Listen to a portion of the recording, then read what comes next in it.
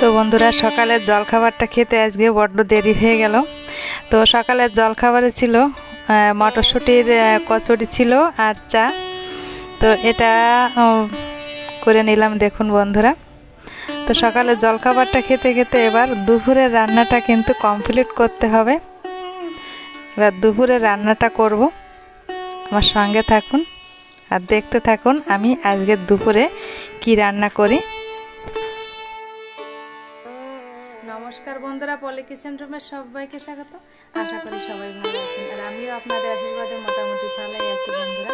তো আজকে বন্ধুরা একটা রেসিপি নিয়ে হাজির হলাম। তো আজকে রেসিপিটা হবে চিংড়ি মাছের রেসিপি। তো চিংড়ি মাছের রেসিপি আমি আজকে করে দেখাবো আপনাদের, আর প্রথম থেকে শেষ পর্যন্ত দেখার অনুরোধ রইল। তাহলে দেখতে থাকুন আজকে চিংড়ি মাছের দুর্দান্ত স্বাদের রেসিপি।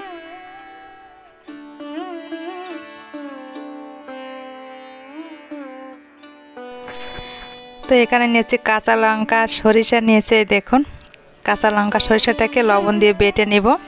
আর এখানে নারকেল কোড়া নিয়েছি, আদা বাটা আর কিছু মশলা নিয়েছি, হলুদ গুঁড়া, লঙ্কা গুঁড়া আর একটু জিরার গুঁড়া। দেখুন এক এক করে দেখিয়ে দিচ্ছি। আর এখানে চিংড়ি মাছটাকে পরিষ্কার করে নিয়েছি আর একটা পাকা টমেটো নিয়েছি, মিডিয়াম সাইজের একটা পাকা টমেটো নিয়েছি।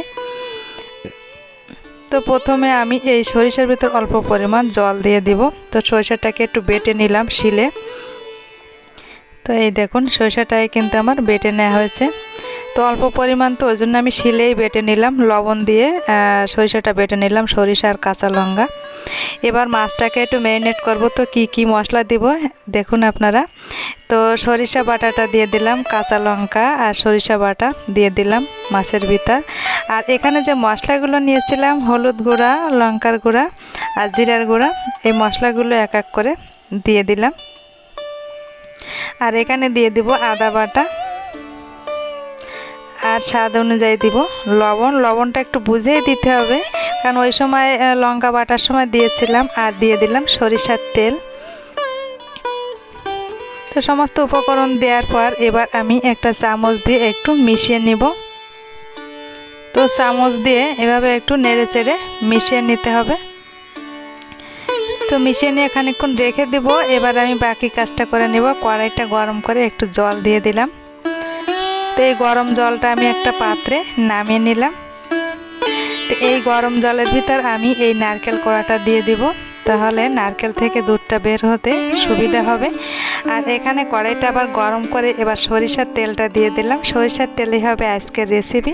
তো সরিষার তেলে আমি ফোড়নে একটা শুকনো লঙ্কা মাঝখান থেকে ছেড়ে দিলাম। আর এখানে অল্প পরিমাণ গোটা জিরা দিয়ে দিলাম।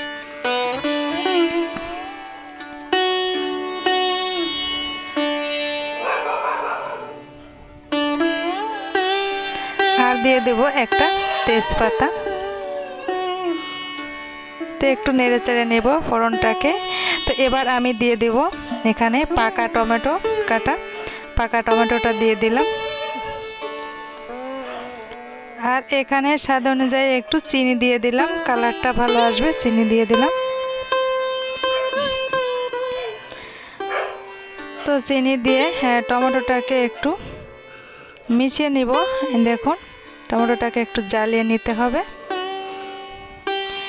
তো টমেটোটাকে কিন্তু আমার জ্বালিয়ে নেওয়া হয়েছে। এবার আমি ম্যারিনেট করা চিংড়ি মাছটা দিয়ে দিব। এভাবে রান্না করলে না অসাধারণ হয় খেতে। আপনারা চিংড়ি মাছ তো অনেকভাবে খেয়েছেন, একবার হলো আমি যেভাবে করেছি এভাবে একবার হলে রান্না করে দেখবেন, দারুণ টেস্ট কিন্তু এই চিংড়ি মাছের। এইভাবে মাংস ফেল হয়ে যাবে কিন্তু এই চিংড়ি মাছের এই ধরনের রেসিপি। তো মশলার সঙ্গে চিংড়ি মাছটাই কিন্তু আমি আবার একটু কষিয়ে নিব। কষানোটাই হচ্ছে আসল ব্যাপার। এই সময় আঁচটায় খুব হাই হিটে রাখবো না। আর এদিকে মশলা মাখানো যে বাটিটা, ওর ভিতর আমি এই যে নারকেলের যে দুধটা বের করে রেখেছিলাম ওই দুধটা দিয়ে দিলাম। তাতে কি হবে, মশলাটা কিন্তু বাদ যাবে। ভালো করে মিশিয়ে নিলাম ওই দুধের সঙ্গে, নারকেলের দুধের সঙ্গে। তো মিশিয়ে নেওয়ার পর এবার আমি এই যে চিংড়ির ভিতর দিয়ে দেব মশলা মাখানো যে চিংড়িটা। তো চিংড়ির ভিতর আমি নারকেলের দুধটা দিয়ে একটু জ্বালিয়ে নেব। তো এই দেখুন, আগে প্রথমে আমি অল্প পরিমাণ নারকেলের দুধটা দিয়ে আবার একটু অল্প নারকেলের দুধের ভিতর আবার একটু চিংড়ি মাছটাকে হালকা একটু কষিয়ে নেব। তো এই কষিয়ে নেওয়ার পর তারপরে কিন্তু আমি বাকি নারকেলের দুধটা দিয়ে দেব। তো কষিয়ে নেওয়ার জন্য আমি একটু ঢাকা দিয়ে দেব। তো 2 মিনিট পর ঢাকাটাকে তুলে নিলাম। এই দেখুন বেশ ভালোভাবে কষানো হয়েছে। এবার আমি নারকেলের দুধটা এই চিংড়ির ভিতর দিয়ে দেবো। এই দেখুন মশলা থেকে কিন্তু তেলও ছড়তে শুরু করেছে। এবার আমি নারকেলের দুধটা দিয়ে দেব। দেখুন নারকেলের দুধটা দিয়ে দিলাম। চিংড়ি মাছ রান্না করতে কিন্তু খুব বেশি একটা টাইম লাগে না, অল্প সময়ের ভিতর কিন্তু চিংড়ি মাছটা হয়ে যায়। কিন্তু চিংড়ি মাছটা বাছতে যতটা টাইম লাগে এটাই যা।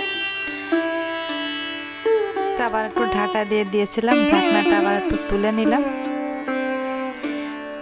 তো এবার আমি কিছুটা কাঁচা লঙ্কা মাঝখান থেকে চিড়ে রেখেছিলাম, কিছুটা কাঁচা লঙ্কাও দিয়ে দেবো। কাঁচা লঙ্কাই কিন্তু দারুণ টেস্টি আনে। তো কাঁচা লঙ্কাটা দিয়ে আবার একটু নেড়ে চেড়ে দিয়ে দিলাম।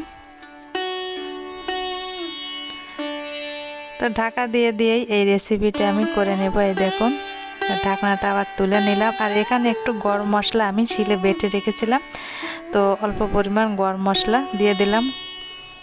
তো গরম মশলাটা দিয়ে 1 থেকে 2 মিনিটের মতন একটু জ্বালিয়ে নিলেই চিংড়ি মাছের কারি কিন্তু একদম রেডি। বন্ধুরা দেখুন আমি নামিয়ে নিয়েছি।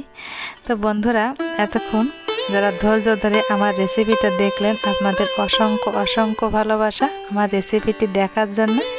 এভাবে আমার পাশে থাকবেন। এই দেখুন একটু কাছের থেকে আপনাদের দেখিয়ে দিচ্ছি চিংড়ি মাছটা কত সুন্দর হয়েছে। এইভাবে চিংড়ি মাছ রান্না করলে কিন্তু খেতে দুর্দান্ত হয়।